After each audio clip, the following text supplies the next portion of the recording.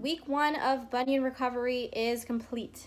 Here's a video demonstrating the full first week, all the things that I've found work really well and are helpful, and all the things that maybe didn't work so well, that maybe someone can learn from my mistakes. I'm going to separate this video out into 7 separate points, and I'll leave the bookmarks below so that you can see what I'm going to talk about.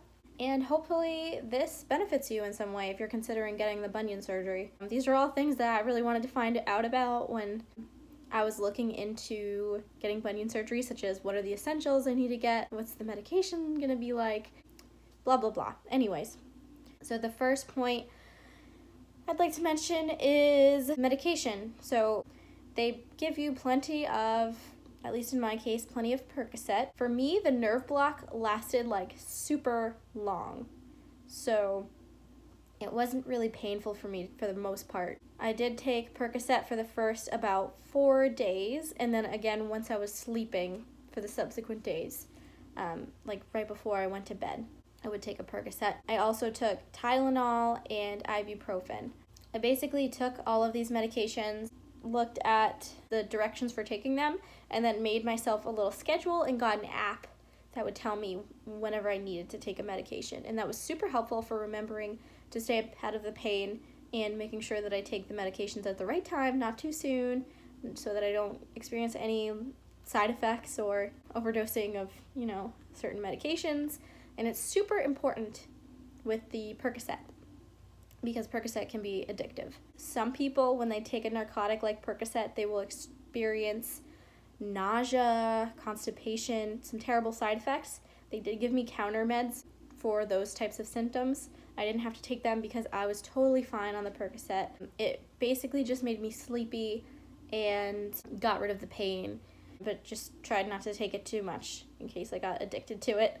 So that's my experience with the medications. I didn't have to take them super long, but I am still on the ibuprofen and the Tylenol. The second thing I want to talk about is things that are important to aid your recovery process. So the most important thing to do to aid your recovery process is to make sure that you're not moving around too much, you're resting, recovering, getting enough sleep, and elevating and icing. Elevate your leg, toes above nose. Ice behind the knee. You can put ice on your toes if you want to, if you're in a cast. I get these strappy ice packs that I put behind my knee and I switch them out every few hours. I tried frozen peas.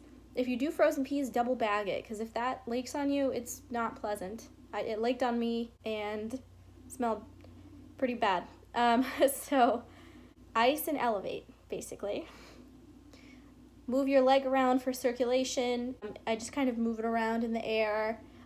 Looks funny, but it actually makes my foot feel pretty good, and it gets the blood really flowing. I've heard of someone actually putting a massage pad underneath their leg to help with the blood circulation, and it helped with the pain as well, because it kept the blood moving around and not just sitting in their foot and swelling up in their foot. And then keeping your boot on whenever possible in case it gets bumped.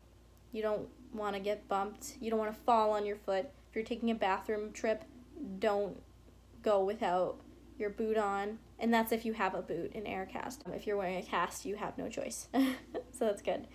Just make sure your foot is protected. I have a dog, so if she's around, I need to make sure that I'm wearing my boot here. So protect your foot. And finally, I took supplements, which can be super beneficial. Some vitamins that are super helpful are vitamin D3, magnesium, zinc, vitamin C, omega-3, vitamin K2, MK7. Oh, and collagen. Make sure to eat a lot of protein and iron. I'm thinking about making a separate video on what products I have in terms of vitamins and why they're effective. If that sounds helpful to you, then let me know in the comments and I can make that video. So those are ways to aid healing and recovery from the process. Speed it up as much as you can so you can get back on your feet successfully. Third item I want to discuss is pain, and basically how long I felt pain and what kind of pain I felt. This one's kind of interesting. So because, as I mentioned, my nerve block lasted so long, I didn't really have conventional pain from this surgery very much, especially staying ahead of the pain with the pain medication. When I refer to conventional pain, I mean pain around the incision locations, the bone where they did the fusion and the cutting, that type of pain. That was not bad at all for me. Everyone's different. It was a major bone reconstruction, and I barely felt any pain from that. The pain I did feel was the pain in my heel. I had this crazy burning sensation in my heel.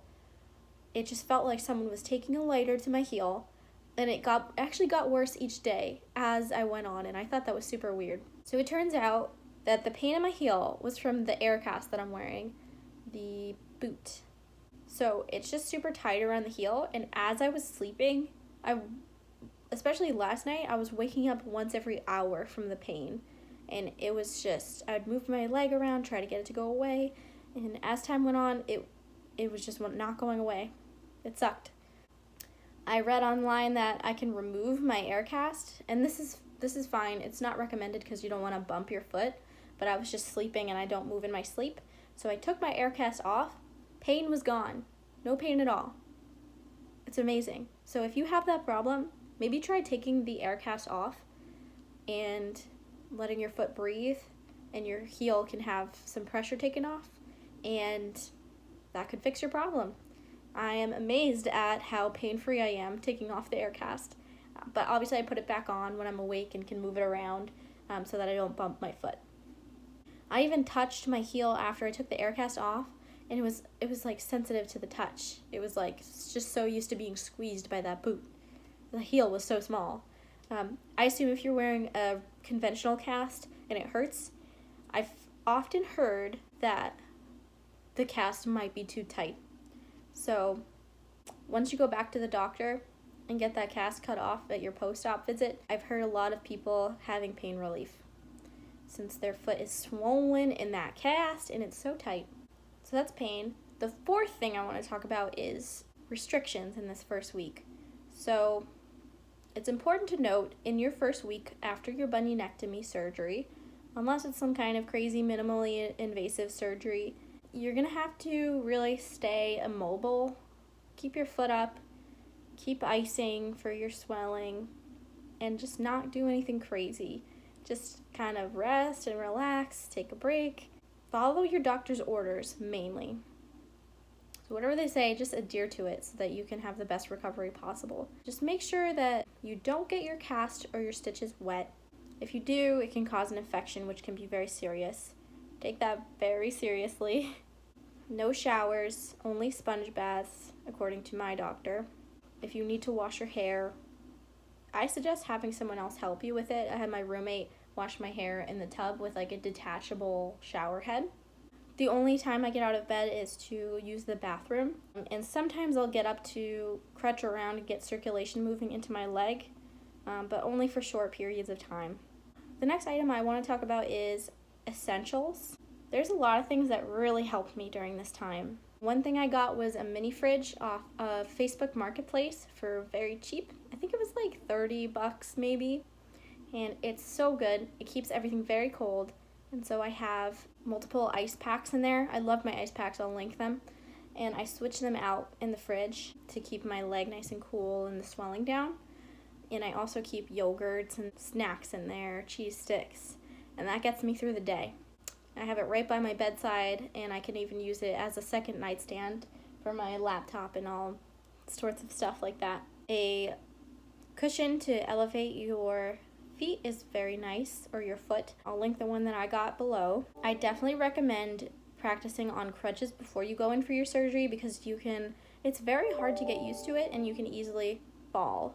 I watched a video on how to properly use and adjust your crutches online, and that was just a game changer for me, especially right after surgery. I was able to adjust the prescription crutches properly. It's super easy to get around on them because I've practiced. Make sure you have an air conditioner or something of the like set up because my doctor said that if you sweat, it may cause infection. I've heard different things about that, but just to be on the safe side, I have my AC on blast just to make sure that I don't get sweaty in my boot and cause any problems. Next, I'd like to talk about making the best of your recovery time. So the way I thought about my surgery recovery was that I would have to lose several months of my life to go through this surgery. But really, you're not losing any time if you make the best of it. And the way that you do that, since you're going to be physically bound, is you make the best of it mentally. Make sure that you keep your mind engaged in doing things that you're truly passionate about. Some things that I'm doing, which may be an example, hopefully, are listening to a lot of music, and that kind of keeps me in a good mood. Uplifting music, of course, no emo or depressing music, since that might set the tone for me to lament a little bit. I have audiobooks that I love to listen to. You can also actually read. I guess I'm lazy and want to listen instead. Exercise. So this is a physical activity, I guess, but you can really exercise from the very beginning. You should definitely rest, but you can do little things like flexing your muscles or band work. And I've actually gotten a pretty good soreness out of just doing little things like that. And I will probably make a follow-up video on what exactly my routine is and how it's working for me. Very good for maintaining your muscles, and if you don't want to lose any progress you've made at the gym. FaceTime, calling family and friends, keeping in touch. Since you have a lot of free time now, you'll have a lot of time to reach out to people that you'd love to talk to. Most of all, engaging your mind and learning.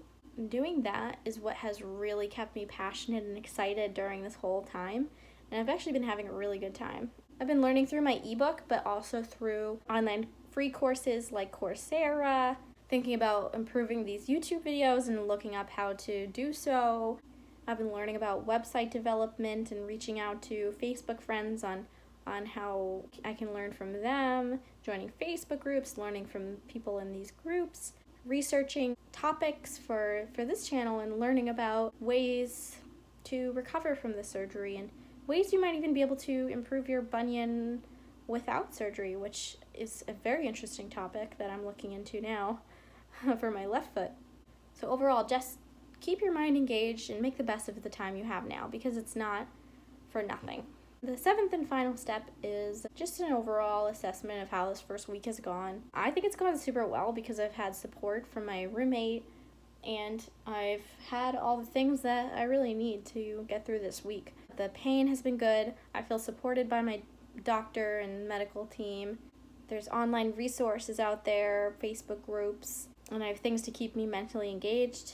Everything's been going great. Finally, if you have anything that you'd like to learn about, then please comment below. Feel free to subscribe to the channel if you're interested in hearing more about bunion surgery and learning about different aspects of it.